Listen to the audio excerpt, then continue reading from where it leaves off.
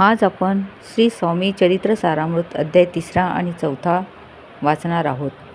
अध्याय 3. श्री स्वामींचे अक्कलकोटात वास्तव्य. श्री गणेशाय नमः. कर्दळी वनातून निघालेल्या श्री स्वामींनी भारतभर भ्रमण केले. काही काळ मंगळवेढ्यात राहिल्यानंतर ते मोहोळास गेले. तेथे अप्पाटोळ नावाचे गृहस्थ श्रीचे निस्सीम भक्त होते. एकदा श्रींना बरोबर घेऊन ते अक्कलकोटास निघाले असता काही कामानिमित्त त्यांना अर्ध्या वाटेवरूनच परतावे लागले.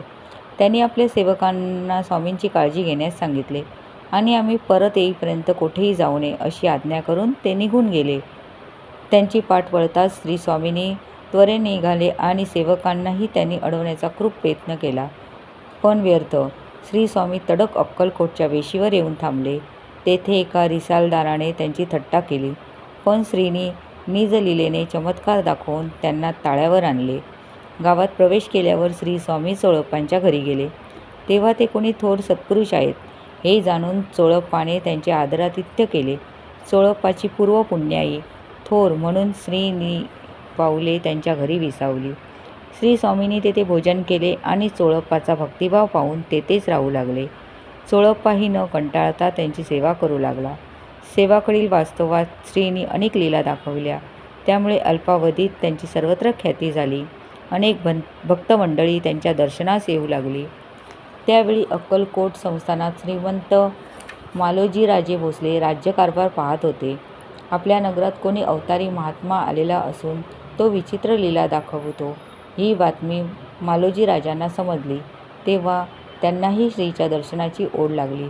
त्यावेळी त्यांच्या मनात हे यतिवर्य खरे असतील तर अंतर्ज्ञानाने माझे मनोगत जाणून मला दर्शन देण्यासाठी स्वतः येथे येतील असा एक विचार घेऊन गेला तर काय आश्चर्य. पण दुसऱ्या क्षणी त्रिखंड संचारी श्री स्वामी महाराज त्यांच्या सन्मुख साक्षात प्रकट झाले. हे पाहून मालोजीराजासह सर्व सभा आश्चर्याने थक्क झाली. त्यांना पाहून मालोजीराजांच्या श्रीच्या स्वामी समर्थांची खूण पटली. त्यांनी श्रीचरणांना दृढ मिठी मारली आणि अत्यंत नम्रपणे त्यांना आसनावर बसवून त्यांची षोडोपचार पूजा केली. उत्तम आदरातिथ्याने त्यांना संतुष्ट केले. श्रीच्या आगमनाने ती राजसभा आनंदाने भरून गेली. श्री स्वामी समर्थ. श्री स्वामी समर्थ. अध्याय 4.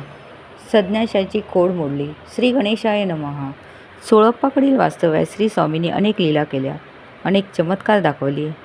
त्यामुळे लोकांनी त्यांच्या चरणी असलेली श्रद्धा भक्ती दिवसेंदिवस दृढ होऊ लागली. लोकांना त्यांचा आधार वाटायचा. ते आपली सर्व गाराणी, आपल्या चिंता, आपल्या इच्छा आकांक्षा श्रींना सांगू लागले. भक्त कार्यासाठी अवर्तीण झालेले महाराज त्या सर्वांच्या कामना पूर्ण करीत व दृष्टकुटिलांना प्रसंगानुरूप योग्य शासनही करीत.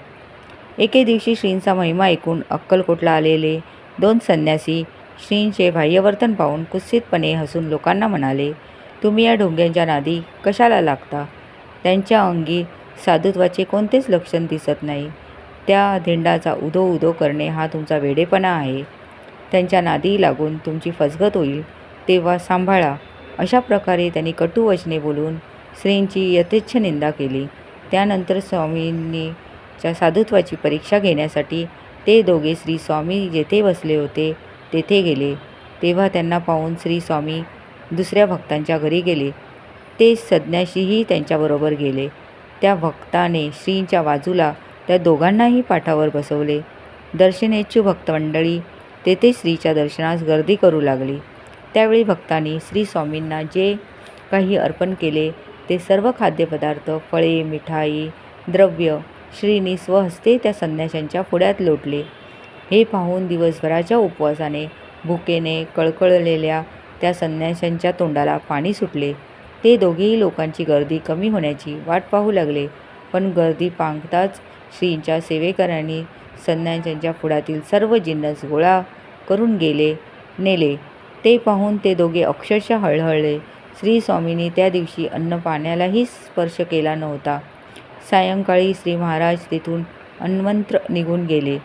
संन्याशांना रात्रसमयी अन्नपाणी वर्ज्य असल्यामुळे त्या दोघा संन्याशांना त्या दिवशी कडकडीत उपवास घडला.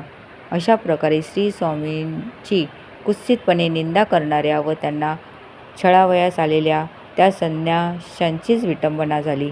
भाविकांचे कोड कौतुक पुरवणे आणि कपटी दृष्टजनास शासन करणे अशी श्रींची विचित्र लीला होती. श्री स्वामी समर्थ.